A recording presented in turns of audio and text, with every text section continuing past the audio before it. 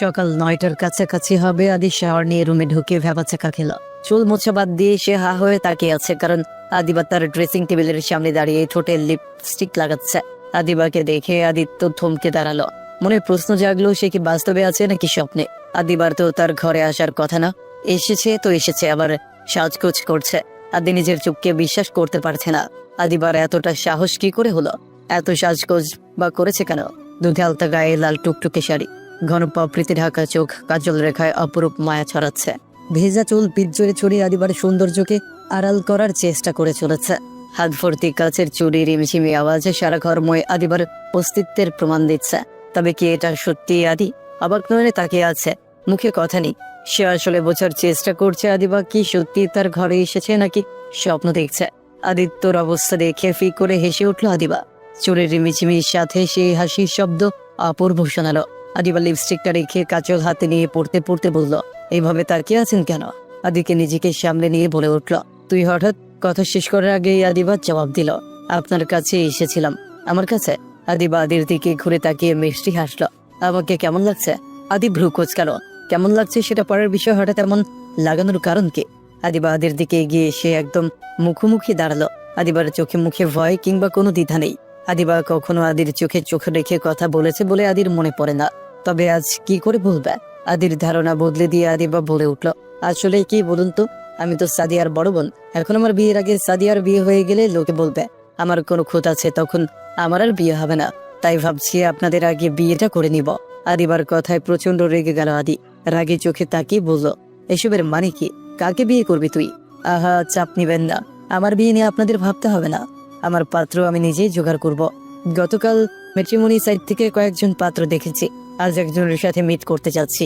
সেই জন্যই আপনার কাছে এসেছিলাম। আমাকে একটু ড্রপ করে দিন না প্লিজ। মানে কি? কোথায় যাবি তুই? কেন রেস্টুরেন্টে? এত সাজগোজ করলাম কি এমনি এমনি? একটা ছেলের সাথে কথা হয়েছে, বলেছে আজ মিট করতে। আগে আমরা কথা বলবো, তারপরে সব ঠিক থাকলে গার্ডিয়ান নিয়ে বাসায় আসবে। ওই যে ইংরেজিতে বলে না, পরিং গ্রিট। আদিবার কথা শেষ হওয়ার আগে চেঁচিয়ে উঠল আদিবা। আদিবা কি আদির রাগের কারণ বুঝলো নাকি বুঝলো না সেটা বোঝার উপায় নেই, কারণ সে ভয় পাওয়ার বদলে গোবেচারা মুখ করে বলল, আপনি রেগে যাচ্ছেন কেন? আচ্ছা, আপনার যেতে হবে না, আমি একাই যেতে পারবো। তবুও রাগ করবেন না প্লিজ। আদিবার কথা শুনে আদির মেজাজ খারাপ থেকে আরো খারাপ হচ্ছে। রাগে কটমট করে বলে উঠল, কার অনুমতি নিয়ে এত বড় সিদ্ধান্ত নিয়েছিস? কেন? মা, চাচা, চাচি সবার অনুমতি নিয়েছি তো। আসলে এখন বিয়ে করাটা জরুরি ছিল না, কিন্তু আমি তো পড়াশোনা করিনি, তাই আমার নিজের পায়ে দাঁড়ানোর উপায় নেই। তার মধ্যে ছোট বোনের আগে বিয়ে হওয়ায় যদি আমার আর বিয়ে না হয়, তাহলে সারা জীবন আপনার আর সাদিয়ার ঘাড়ের উপর বসে খেতে হবে। আমি সেটা চাই না। যদি চাকরি করতে পারতাম তাহলে এতটা চিন্তা করতাম না। এখন চিন্তা করতে হচ্ছে, তাই সিদ্ধান্ত নিয়েছি আপনাদের বিয়ের আগে, মানে এই সপ্তাহেই আমি বিয়ে করব। চাচা চাচিমা সবাই তাতে রাজি। বাহ, ভালোই জবাব দেওয়া শিখেছিস দেখছি।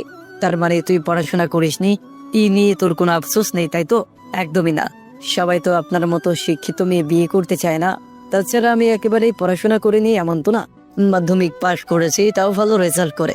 আর এই দেশের বেশিরভাগ ছেলেই চায় বউ একটু স্বল্প শিক্ষিত হবে, কথাবার্তা কম বলবে, সংসারের কাজ করবে, বাচ্চা কাচ্চা মানুষ করবে। সেই দিক থেকে আমি একদম ঠিক আছি। বাসার সব কাজ পারি, কথাবার্তা কম বলি, আর বাচ্চাদের পড়ানোর মতো যোগ্যতা তো আমার আছে, তাই না? তাই বিয়ে নিয়ে ঝামেলা হওয়ার কথা না। তাছাড়া দেখতে একেবারে খারাপ নই। রূপের অহংকার করছিস? রূপ থাকলেই বিয়ে হয়ে যায়? কেন, আপনার কি মনে হচ্ছে আমার বিয়ে হবে না? ও, আপনার তো এমন মনে হবেই। আপনার কাছে তো আমাকে বয়স্ক মনে হয়। চিন্তা করবেন না, আমি সিদ্ধান্ত নিয়েছি একটু বয়স্ক ছেলেকে বিয়ে করব, যার কাছে আমাকে ছোট মনে হবে। আমার যে আহামরি বয়স হয়ে গিয়েছে তা তো নয়, এখনো 22-এ পা দিইনি। এটাই বিয়ের পারফেক্ট বয়স। এই ধরুন 27-এর 28 বছর বয়সে কোনো ছেলেকে বিয়ে করব। এর যে কম বয়সী ছেলেদের বিয়ে করা উচিত না। এরা আসলে প্রেমের জন্য পারফেক্ট হলেও বিয়ের জন্য পারফেক্ট না। 25-এর নিচে ছেলেরা তুলনামূলক রাগে আর জেদি হয়, নিজের ফুল সহজে বুঝতে পারে না। এদের মাঝে কেয়ারিং ব্যাপারটা নেই। মেয়েরা স্মার্ট বেপরোয়া ছেলেদের সাথে প্রেম করতে চাইলেও বিয়ের সময় চায় কেয়ারিং একটা হাজব্যান্ড। বেপরোয়া বদমেজাজি যখন তখন গায়ে হাত তুলবে এমন ছেলেকে বিয়ে করে জীবন নষ্ট করতে চায় না কেউ। তাই 25-এর নিচের ছেলেরা লিস্ট থেকে বাদ দিয়েছে। জানেন তো, ম্যাট্রিমনিতে নিজের পছন্দ মতো পাত্র খোঁজা যায়। তুই কি কথাগুলো আমাকে বললি না? তবে কেউ যদি নিজেকে বেপরোয়া, জেদি, বদমেজাজি, যখন তখন গায়ে হাত তুলতে পারে এমন ভাবে, তাহলে আমার কি করার আছে? আদি তাতে দাঁত চেপে বলল, একটু বেশি পকপক করছিস না? একদমই না, আমি শুধু মনের কথাগুলো বললাম। এই বাসায় বাবা মা কাকিয়া ছাড়াও তো তোর অভিভাবক আছে, তার কাছে অনুমতি নেওয়ার প্রয়োজন মনে হলো না? কে বলুন তো? ও, আপনার কথা বলছেন? কিন্তু আপনি তো এখন আমার গুরুজন না। আপনি যদি আমার ভাইয়া হতেন তাহলে আপনার কাছ থেকে অবশ্যই অনুমতি নিতাম, কিন্তু আপনি তো সেই সম্পর্ক বাদ দিয়েছেন। মুখ ফুরে শালিকা শালিকা বলেন। শালিকার জীবনে সিদ্ধান্ত নেওয়ার অধিকার তো বোন জামাইয়ের নেই, তাই না? আদিবা, তুই আমার ধৈর্যের লিমিট জানিস, এর বেশি নিতে পারবো না। তাই মার খাওয়ার আগে সাজগোজ মুছিয়ে নিচের ঘরে যা। কিন্তু মারবেন কেন? কি ভুল বলেছি আমি? তুই আমার চোখের সামনে থেকে বিদায় হ। আদিবা আর কিছু না বলে হন হন করে হেঁটে দরজার বাইরে গিয়ে দরজা লক করে দিল। আদি রেগে চেঁচিয়ে বলে উঠল, দরজা বন্ধ করলি কেন? আমি বাইরে যাব, কিন্তু আপনার যে চরিত্র, আপনি ঝামেলা করবেন তাই লাগিয়ে দিলাম। আদিবা, আমি তোকে খুন করে ফেলবো বলে দিলাম। আমাকে রাগাস না, দরজা খুল। আদির চেঁচামেচি শুনে সবাই ছুটে আসলো। আর অবাক হলো। আদিবার মা এগিয়ে এসে বললেন, এসব তুই কি করছিস? আদিবা, মা, ভাইয়া যখন আমাকে বাথরুমে আটকে রাখতো তখন তো তোমরা কেউ ওকে প্রশ্ন করতে না, আজ করছো কেন? এইটুকু সময় আটকে থাকলে কিচ্ছু হবে না, আমি বের হওয়ার পর খুলে দিও। আদি ঘরের ভেতর থেকে আবারও গর্জন করে উঠল, তুই কোথাও যাবে না আদিবা। কি ভেবেছিস তোকে ফিরতে হবে না? তখন কে বাঁচাবে তোকে? আমি 1 থেকে 3 গুণ বইয়ের মধ্যে দরজা না খুললে দরজা ভাঙবো, তারপর তোর কি অবস্থা করবো জানিস নিশ্চয়ই। আদিবা কিছু না বলে দরজা খুলে দিল। আদির আগে কচকচ করতে করতে বাইরে আসলো। চুপচাপ নিজের ঘরে যা, না হলে পা দুটো ভেঙে ঘরে ফেলে রাখবো। কিন্তু কেন? কি অন্যায় করেছি আমি? আমার বিয়ে না হলে আপনাদেরই তো ক্ষতি। সারা জীবন আমার দায়িত্ব নিতে হবে। তাছাড়া আমি তো আপনাদের বিয়েতে আপত্তি জানাইনি, আপনি জানাচ্ছেন কেন? আদি উত্তর দেওয়ার আগে আদির বাবা বললেন, আদিবা তো ঠিকই বলেছে আদি, তুই সাদিয়াকে বিয়ে করবি, শপিংও করে ফেলেছিস। তাহলে এখন আদিবার সাথে এমন করার মানে কি? আপত্তি জানাচ্ছি না, আমি কিছুই করছি না। যা, গাড়িতে যা, আমি চেঞ্জ করে আসছি। না লাগবে না, আপনার যেতে হবে না। একটু আগেই তো বলছিলি যেন ড্রপ করে দিই, এখন আপত্তি করছিস কেন? আপনি ওখানে গেলে ঝামেলা করবেন, তাই যেতে হবে না। ঝামেলা করবো কেন?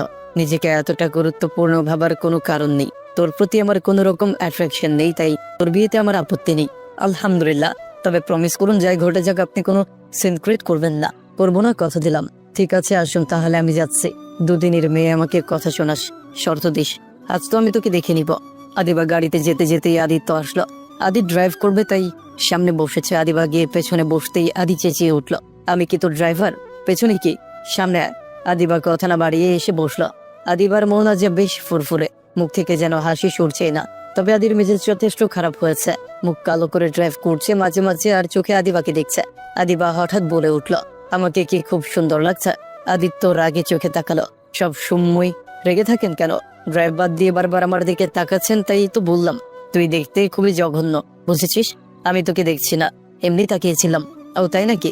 তাহলে মনে হয় আরো একটু লিপস্টিক দিতে হবে, বলে ব্যাগ থেকে লিপস্টিক নিয়ে সাইড মিররে দেখে দেখে লিপস্টিক দিতে শুরু করলো। আর আগে আদির মাথা ফেটে যাচ্ছে, তাই কোনো সংকেত ছাড়াই গাড়ির স্পিড বাড়িয়ে দিল। হুট করে টাল সামলাতে গিয়ে লিপস্টিক এবড়ো থেবড়ো হয়ে গেল। আদিবার আগে চোখ বড় বড় করে তাকালো। আদির মুখে দুষ্ট হাসি দেখে আরো খেপে গেল আদিবা। সেও কোনো কিছু না বলে মুখ বাড়িয়ে আদির সাদা শার্টে লিপস্টিক মুছে দিল। কি করলে এটা? বেশ করেছি। আপনি আমার লিপস্টিক নষ্ট করলেন কেন? মাথা মোটা কথাকার। এখন তুই যখন তোর ম্যাট্রিমনি বফের সামনে যাবি, তোর ঠোঁটের অবস্থা আর আমার শার্টের অবস্থা দেখে বেচারা তো হার্ট অ্যাটাক করবে। আপনি এটা ইচ্ছে করে করেছেন, তাই না? হ্যাঁ, আরে বোকার মতো কান্না জুড়েছিস কেন? আমি তো এমনি বলেছি, দুনিয়ার মানুষ তোর মতো বোকা না। আমার বিয়ে যদি না হয় আমি গলায় দড়ি দিব। হ্যাঁ, আমার বিয়ে? নির্লজ্জ হ্যাঁ, মেয়ের বিয়ের জন্য মরে যাচ্ছে একেবারে। মরবই তো, আমার বুঝি বিয়ে করতে ইচ্ছে করে না? কর না কর, একটা কেন একসাথে কয়েকটা করে ফেল। আদিবা চোখ মুছতে মুছতে বলল, আপনি আমার বিয়েতে কি গিফট করবেন? প্রশ্নটা করতে দেরি হলেও আদির উত্তর দিতে দেরি হলো না, ফটাফট বলে দিল, আচার আর বয়াম। আচার? কিন্তু কেন? আচার দিয়ে আমি কি বলবো? বিয়ে হোক তারপর বুঝবি। দেখতে দেখতে গাড়ি এসে থামলো শহরের নামকরা রেস্টুরেন্টের সামনে। আদিবা নেমেই বলল, শাড়ির কুচি ঠিক করে দিন। আদি এদিক ওদিক তাকিয়ে বোঝার চেষ্টা করলো আদিবা কথাটা কাটে বলেছে। এদিক ওদিক কি দেখেন? আপনাকেই বলছি, শালীর বিয়েতে কিছু দায়িত্ব তো পালন করতেই হবে, তাই না? শাড়ি এলোমেলো থাকলে বিয়ে ভেঙে যায় যদি। তাই বলে আমি আদিত্য চৌধুরী এখন কারো শাড়ির কুচি ঠিক করব? কেন? ঠিক করে দিলে কি হাতে ফোসকা পড়বে?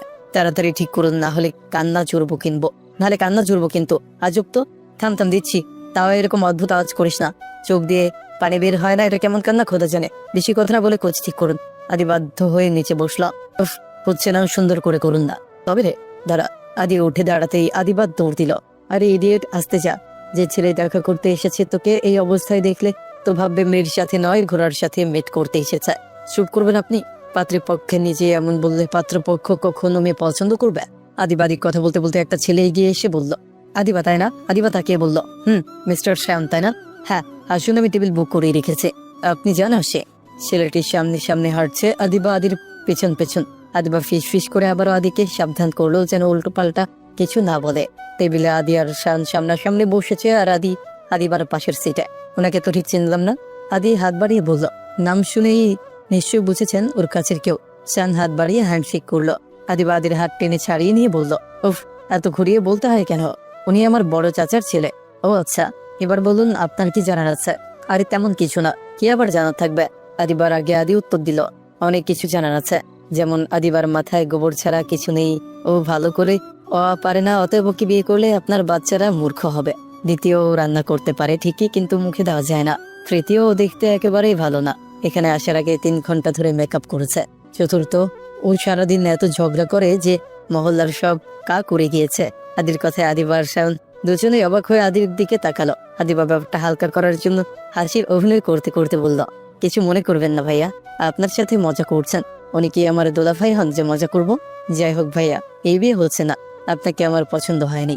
যে ছেলে বিয়ের আগে এই মেয়েকে একা রেস্টুরেন্টে রাখে, সে আর যাই হোক চরিত্রবান হতে পারে না। এই চল বলে আদিবার হাত ধরলো আদি। উফ ভাইয়া, কি করছো? তুমি কিন্তু প্রমিস করেছিলে উল্টোপাল্টা কিছু করবে না। করিনি তো, উল্টোপাল্টা কিছু করবো না বলে মুখের কথা বলছি। উল্টোপাল্টা করার হলে তো তোকে এতক্ষণে কানে কপালে থাপড়ে বাসায় নিয়ে যেতাম। ভদ্র মেয়েরা পাত্রী দেখাতে রেস্টুরেন্টে আসে, চুপচাপ বাসার রাস্তা মাপ।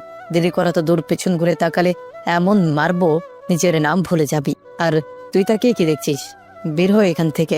আমার বোনকে রেস্টুরেন্টে রাখিস, সাহস তো কম না। আদিবার কোথায় বিয়ে হবে সেটাও না আমরা বড়রা ঠিক করবো, বুঝেছিস? তো এই পার্টটি এখানেই শেষ হয়ে গেল। পরের পার্টের লিঙ্ক কমেন্ট বক্সে দেওয়া আছে, সবাই কমেন্টে দেওয়া লিঙ্কে ক্লিক করে দেখেন এবং চ্যানেলটি সাবস্ক্রাইব করে দিবেন। ধন্যবাদ সবাইকে, সবাই ভালো থাকবেন।